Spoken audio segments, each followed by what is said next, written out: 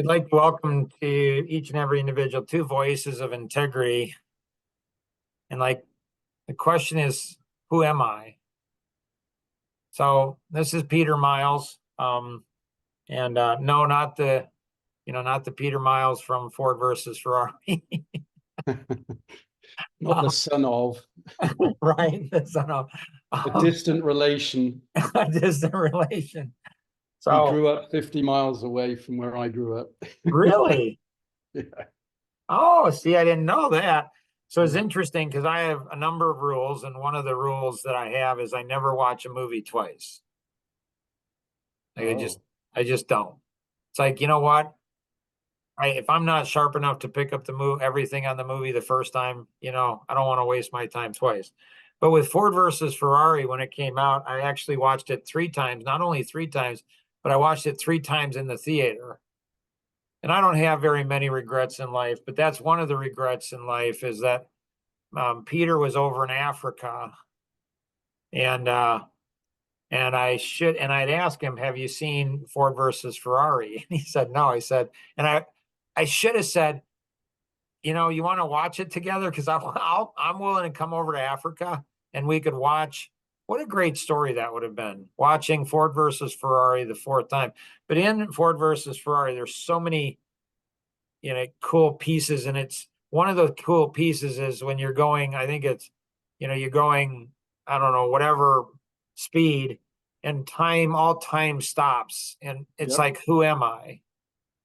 And so Peter and I have known each other for a number of years.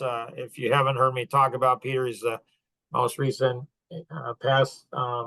he's a past board member of BMW, past president of Rolls-Royce, and doing a whole bunch of other things. And we don't get to talk as much as I'd like to. But whenever we get together, it's always strange. I mean, in a good way. It's like, and I mean, the first time we talked, I think it was for 2 hours. And then the next day, I think we talked to her a couple of days later, and it was like 3 hours. And it's like, it's just one of those things where like you connect at so many different levels, so many different points. And so there's so much that I have on my heart, mind, and soul. But in Voices of Integrity, it's almost like Peter, like there's nobody telling the truth anymore. Yeah, and I would say, Mark, listen, the thing over this, especially over this last, well, we've probably known each other 5-6 years now, I guess, but over this last 5-6 years, I wouldn't say my philosophy for life has changed, but it's grown. And really the focus, and a lot of these things, when you have kind of principle philosophy for achieving anything kind of thing, meaning unlimited, we're always limited we always feel limited in what we can do physically, and we feel we're limited what we can do emotionally and mentally, right? But that's, of course, I would say a lie. It's just what we tell ourselves. And so I think this period of time we're going through now, on the journey that we should all be on, which is really achieving our human potential, if I can put it that way. But what is that? But the path to achieving your human potential, and I would say that's being your best you. But what does that mean, right? Because you could say the richest person I could be, able to accomplish anything I set about trying to accomplish, right? It's whatever you want it to be or choose it to be. But the path to getting there is finding the truth, your truth, the truth, and the truth along your path. In simple terms, you could say, well, if in business you want to grow a business or save a business, first you got to understand why things aren't going the way you want them to, individually and collectively.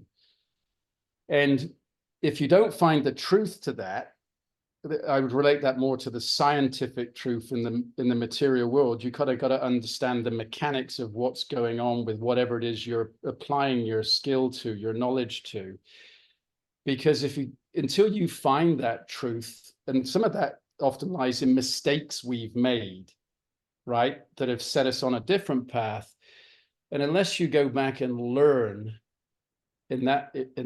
this example, unless you go back and learn what the truth is about what happened when things started to decay or go in the wrong direction, and you find that moment, in other words, you get past the symptoms and you get to the cause.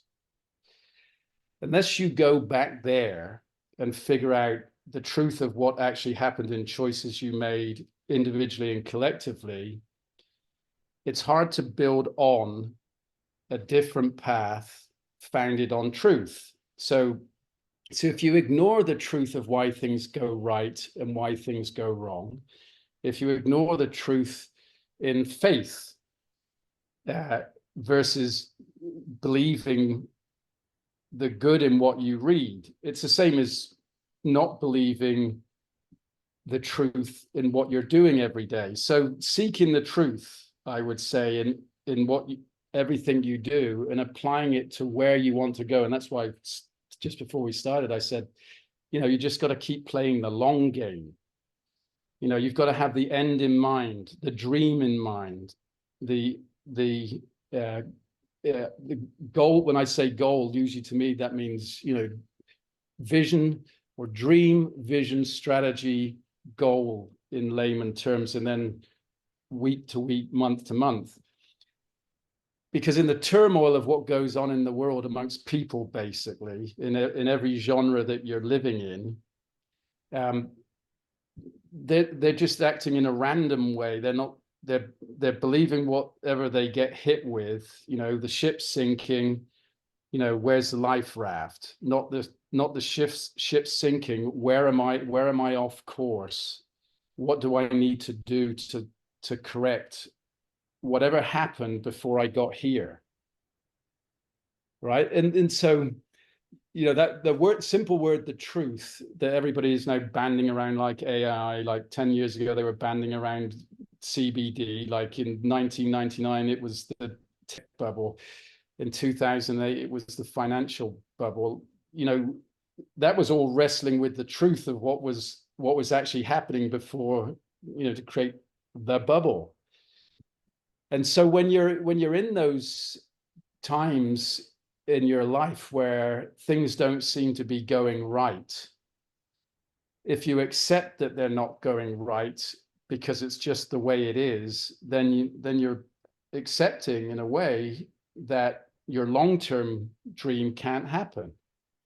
Your long-term goals can't happen. You can't find love. You can't find profit. You can't find peace. You can't find gratitude in what you're doing, the things that fuel your heart, soul, and mind. Because once the mind loses connection with its unlimited beliefs, so to speak, then how the hell are you going to lead yourself out of trouble? How are you going to lead a company out of trouble? How are you going to lead your business out of trouble? How are you going to lead yourself out of turbulence? And the painful job is always, I don't care whether it's when I was a forensic accountant many, many years ago, but the painful part is seeking the truth. What happened? And then if you discover what happened, as you're discovering what happened, of course, you're living in the now, dealing with the past. Living in the now, in this moment now, if I was to keep myself seeking and understanding what happened in the past the whole time, it would be quite a depressing thing, right? When you look back and go, if only, I know all the bad times in my life and the choices I made. I don't know necessarily why I made those choices, but until you go back and find the cause of when things started to lead you down a more stressful path, a more depressing path, a more challenging path, something happened that caused you to make choices down that path. So you have to spend a good portion of your conscious mind when it's awake, discovering, seeking the truth of the past of what went wrong, but at the same time applying it to the future where you want things to be not easy, but feel good, feel great. And so this living in the now part is seeking the truth and living in the now, sure, but it has to be a combination of learning lessons, discovering lessons from the past that have been undiscovered, because until you discover those lessons, you can't modify the way you've been living your life, because what are you going to modify it from if you don't seek and realize the truth of less than optimal choices, emotional choices, and economic choices. And at the same time, putting those in context with how you're trying to get to the long game. You get caught up in the short game and it feels like you're living in the past every day because you're living in fear. You know, you invest in a stock for the long term and it's crashing for a week. And it's easy to get sucked into, you know, I've made a bad choice, I need to correct it quickly. Well, it depends if you're playing the long game or not, and you know the truth of why that is, then you can feel calm even though things are falling apart. And it's the same in business. When you set a course for the future to get out of trouble, it doesn't go perfectly every day or every week.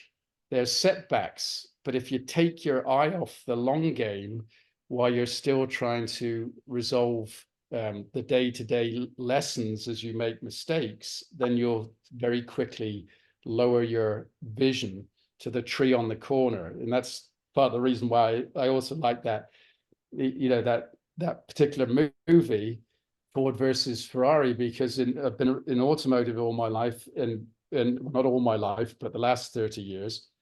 And, you know, that life slows down when you're racing fast, when you're in the moment. When you're in the moment, you know the track.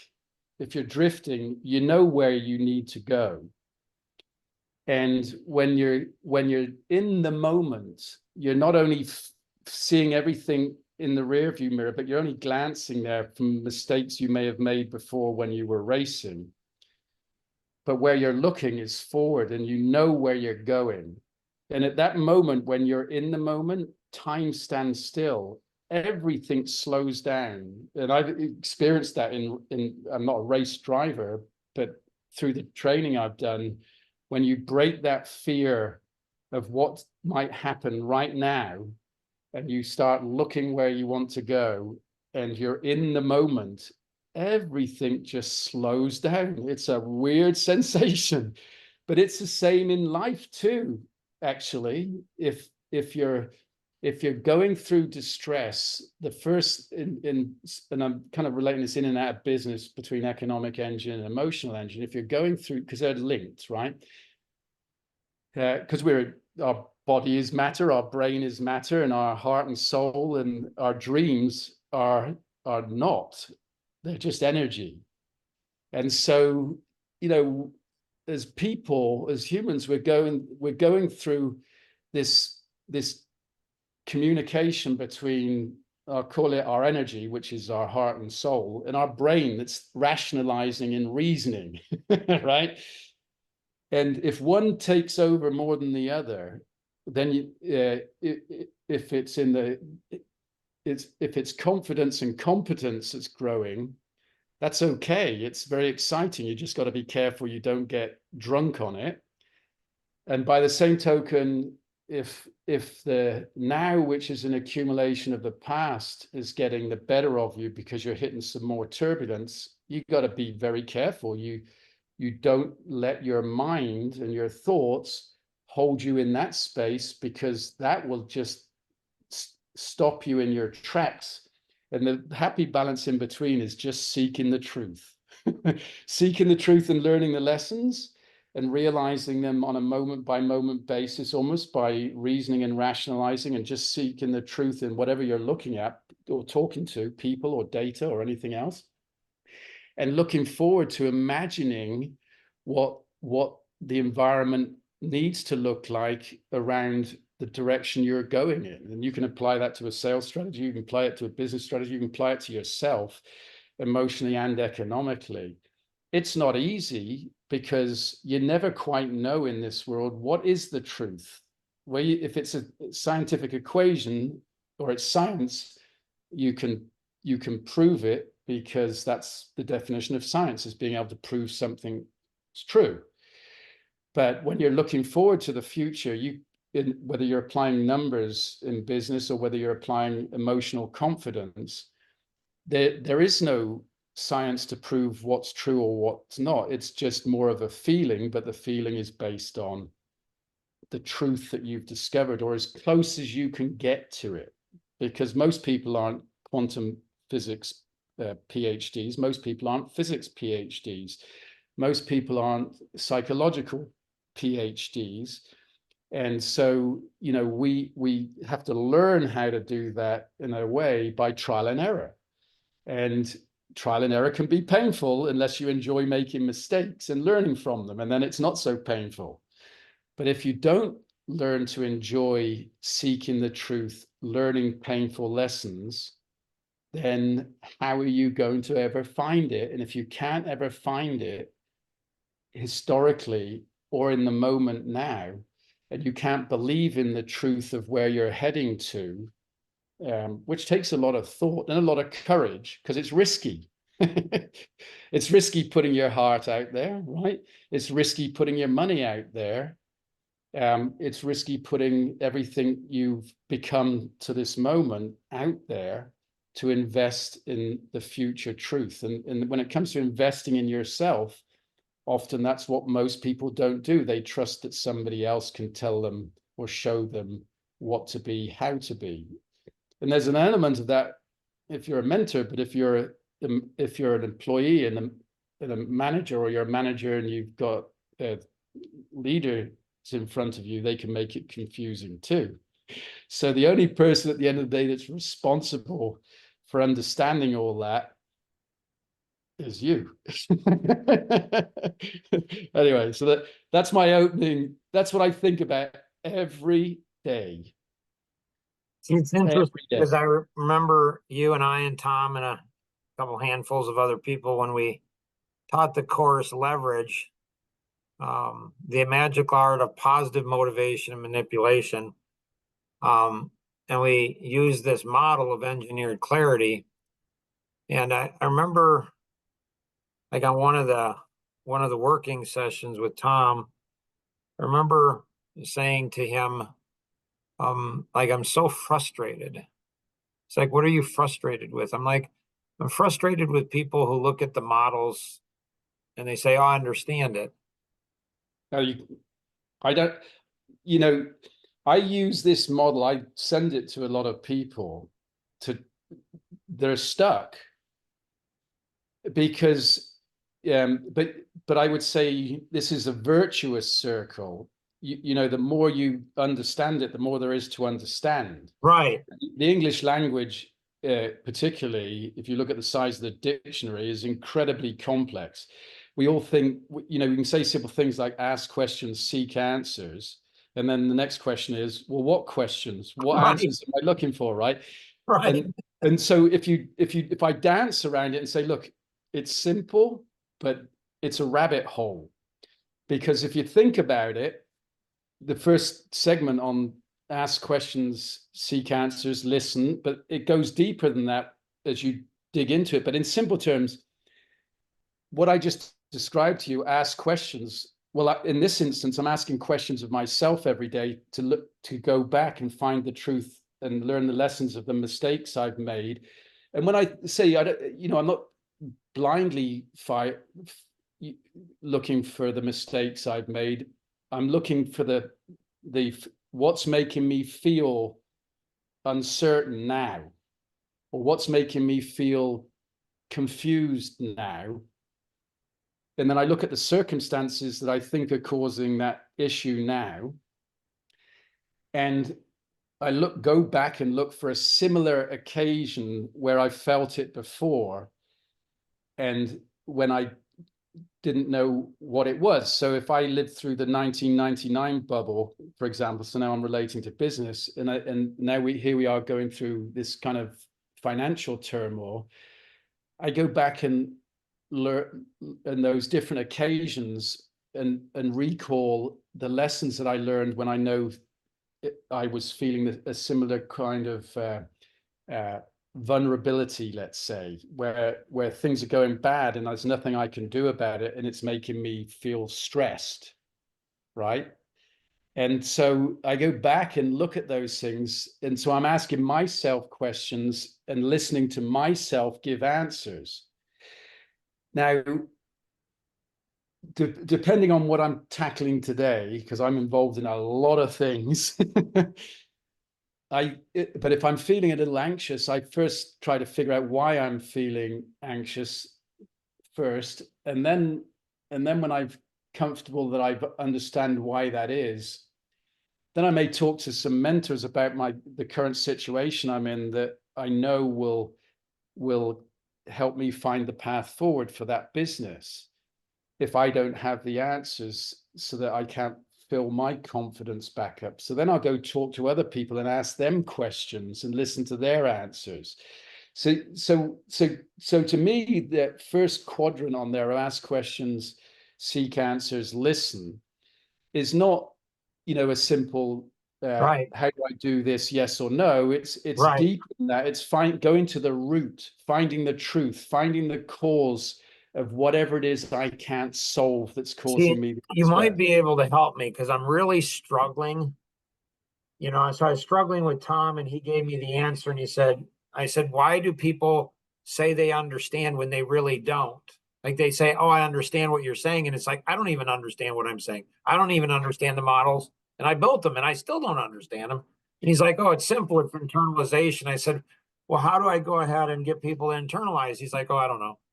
So And, yeah, and then okay. I wake up and I go to sleep at night, and I wake up and there's this model, and then we go through this whole model and the whole thing, except this last piece here where it said failure. We were in the course and I'm going through explaining this model, and I couldn't, like, everything was clear to me except this last piece.